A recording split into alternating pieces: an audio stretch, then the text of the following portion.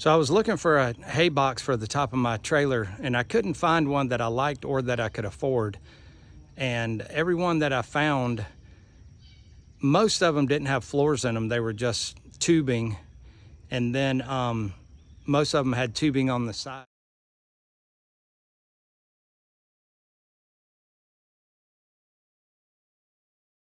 Very few, unless they were super expensive, had aluminum on the side. So I ended up just building one, and I think I ended up building the ultimate hay rack for the top of my horse trailer.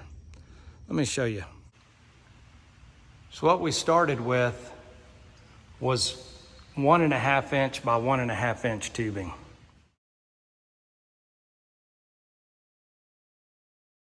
This is the back of the trailer, and underneath you can see what appears to be boards, metal boards. But what we did is we took just sheet aluminum, 1/8 inch thick,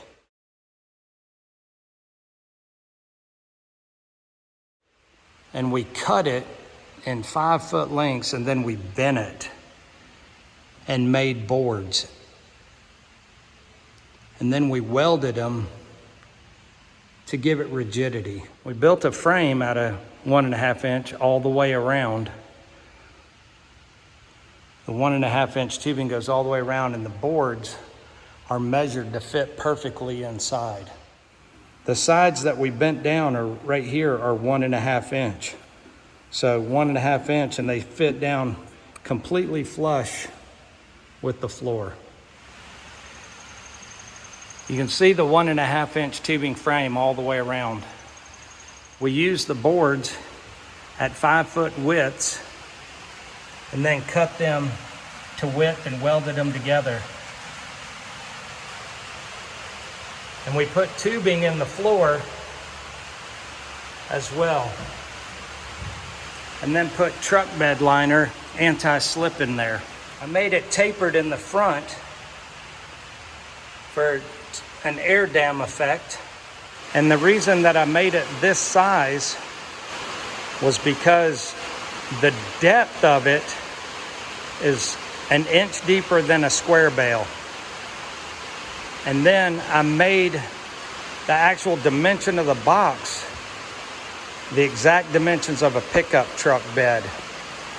And it actually fits perfect. I mean, the legs run out a little bit further, but that's fine. But I wanted to be able to cover this. I didn't want the feed and the hay and the litter and all that getting wet, so I wanted to be able to put a truck bed cover on top of it. So these right here, the truck bed cover snaps into it. And since you can't, on a traditional truck bed, you would lower this and you would reach your hand in and lock the cover, but you can't do that with this. So I cut these holes right here so that you can reach in and grab the handle and latch it. I did that on each side. And then this is a little catwalk on the back. And if you wanted to put a generator or a fuel can or something back here on the back, you could, and you can strap it in.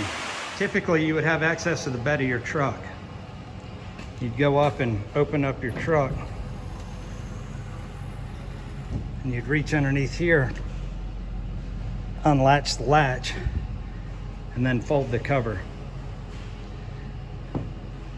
So not being able to do that on the box because this end is fixed right here, that's why we bored those holes right there, so you can just reach in and grab the latch right there. So it works out good. I doubled the frame up all the way around. It's really overkill, but it's super stout. And then I just went to Home Depot and got some black plugs and filled in all the holes. The ladder is bolted on, again, with stainless steel hardware. And it's bolted to the trailer with stainless steel hardware. And that white you see is marine grade 5200. And then this is inside, and it's bolted through the side rib on the trailer. The side rib on the trailer is super stout. The ribs in the middle are somewhat stout. Aluminum on the roof is 40 thousandths thick, or maybe even 30 thousandths. I think it's 40 thousandths on the front, and I think it's 30 on the roof.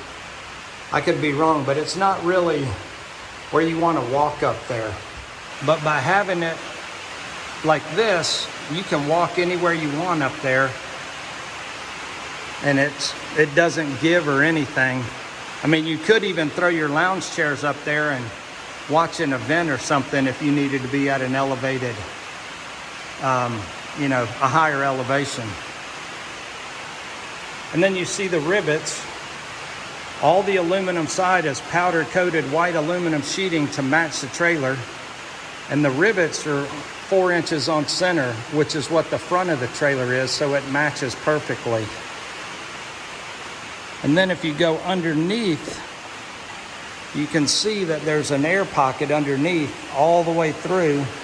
So the air just passes underneath the platform with no issues. And the reason it's bolted on is so that if you didn't want it, or you know, you wanted to do something else, you could just unbolt it. Featherlight said to weld it on, but I didn't want it welded on because I didn't want it on there permanently. You know, the stair is bolted up there at the top, and it comes down, it follows the contour of the trailer. But you notice the step is shorter, and I needed something to screw it to, so I angled that last step. And all the hardware, stainless steel. So you see the front of the trailer, and then you see the hay box on top. They're almost a perfect match. The rivets here,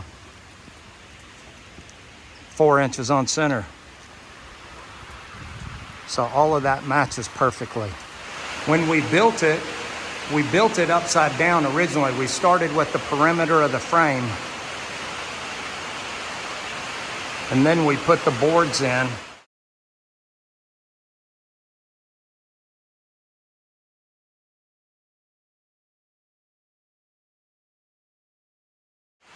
We welded the braces on. Then we welded the sides on, riveted the aluminum on.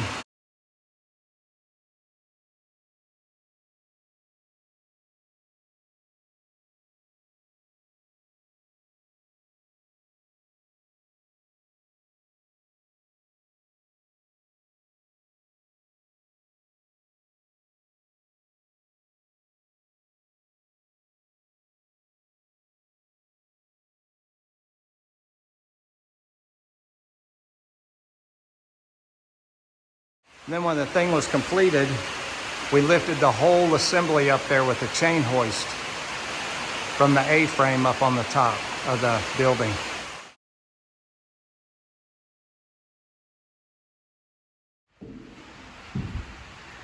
And now when the truck bed cover is on, you can fold it down. It attaches up in the front.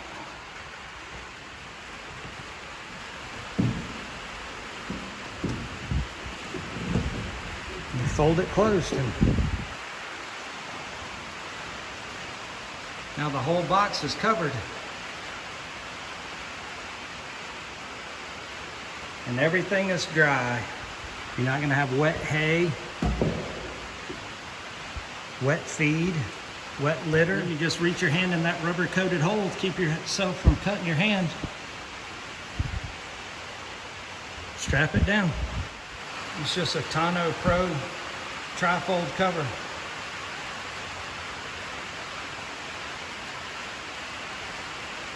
Fits perfectly though, and does a great job. Keeps all your stuff dry. So that's my hay rack, and I think it works great. I like to think it's the ultimate hay rack. So hopefully it gave you a few ideas on what you can do with yours to improve it or modify it, or you can build your own from scratch like I did. See you next time. Bye-bye.